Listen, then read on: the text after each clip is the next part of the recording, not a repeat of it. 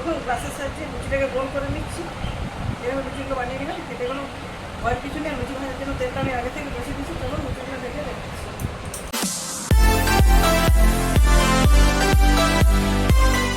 নমস্কার বন্ধুরা, আমি আরেকটি নতুন রেসিপির সাথে আমার চ্যানেলে আপনাদের সবাইকে স্বাগত জানাচ্ছি। আজ একটি ডিনারের রেসিপি আমি আপনাদের সাথে শেয়ার করবো। আজকে সাবু দিয়ে বানাবো লুচি, তার সাথে থাকবে আলুর দম।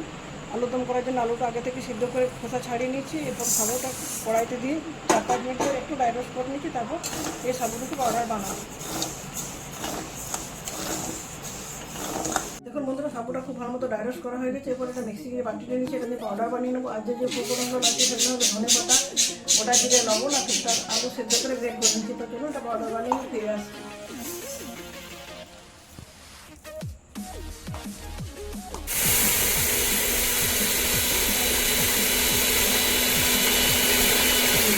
দেখুন বন্ধু, আমার সাবু পাউডার বানানো হয়ে গেছে। সাবু লুচি বানানোর জন্য 500 গ্রাম সাবু ড্রাই রোস্ট করে পাউডার বানিয়ে নিচ্ছি। এটা আপনি আমাদের লোকসান অনুযায়ী সাবুর পরিমাণটা নেবেন।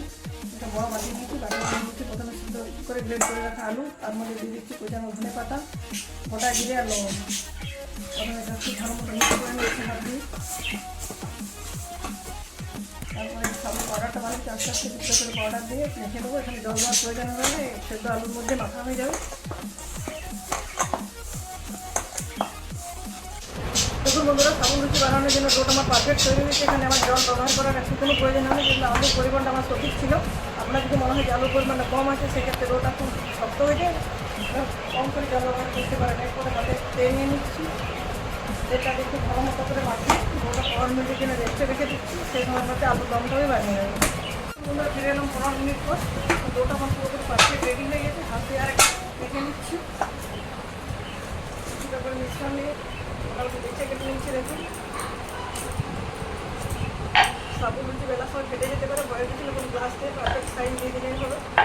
চারটি বেলার সময় দিয়ে লুচিটা বেরিয়ে নিচ্ছি আমি। বেলার সময় একটু হাতে হাতে বেরোতে হবে।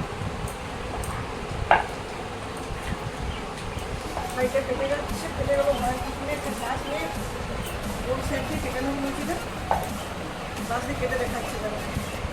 দেখুন গ্লাসের সাইডে লুচিটাকে গোল করে নিচ্ছি। এভাবে লুচিগুলো বানিয়ে নিলাম। খেতে কোনো ভয়ের কিছু নেই। লুচি ভাজার জন্য তেলটা আমি আগে থেকে বসে দিচ্ছি, তখন লুচিগুলো ভেজে রেখেছি।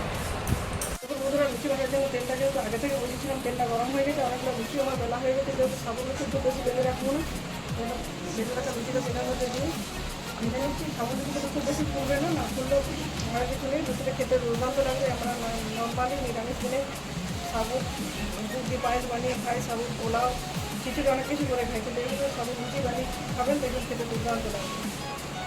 লুচিটা এগুলো ভেজে নিচ্ছি, কিন্তু খুব বেশি ফুলছে না। দেখুন বন্ধুরা, প্রথম লুচিটা উল্টে পাল্টে খুব ভালো মতো করে ভেজে নিয়েছি। দেখুন আমার লুচিটা পুরোপুরি ভাজা হয়ে গেছে। এবার বাকি লুচিগুলো ভেজে নিয়ে ফিরে আসছি। দেখুন বন্ধুরা, আমার সমস্ত সাবু লুচিগুলো ভাজা হয়ে গেছে। আর আলুর দমটা বানিয়েছি। আলুর দমটা অনেকবার যেহেতু বানিয়েছে, ভিডিওটা বড় হয়ে যাবে, সে কারণে শেয়ার করলাম না। দেখুন কিছুটা লুচিগুলো মুচমুচ হয়েছে, উপর থেকে একটু মুচমুচে, আর দুটো থেকে ভেঙে দেখাচ্ছি। দেখুন দুটো থেকে কীরকম যেন একটা লুচি টাইপের লাগছে। তো আমি আলুর দমের সাথে লুচিটা সার্ভ করেছি। দেখুন নিরামিষ দিনে বা উপবাসের দিনে অবশ্যই আপনাদের সাবু লুচি বানিয়ে খাবেন। সবসময় আটা ময়দা এগুলোকে দিতে ভালো লাগে না, সেক্ষেত্রে লুচি বড়োটা বাদ দিয়ে বা সাবুরও যে খিচুড়ি হয়, সাবু মাখা, এগুলো না বানিয়ে অবশ্যই সাবু লুচি বানিয়ে খাবেন। খেয়ে এবং খাইয়ে আনন্দ পাবেন। বন্ধুরা, আশা করছি আমার রেসিপিটি খুবই ভালো লাগবে।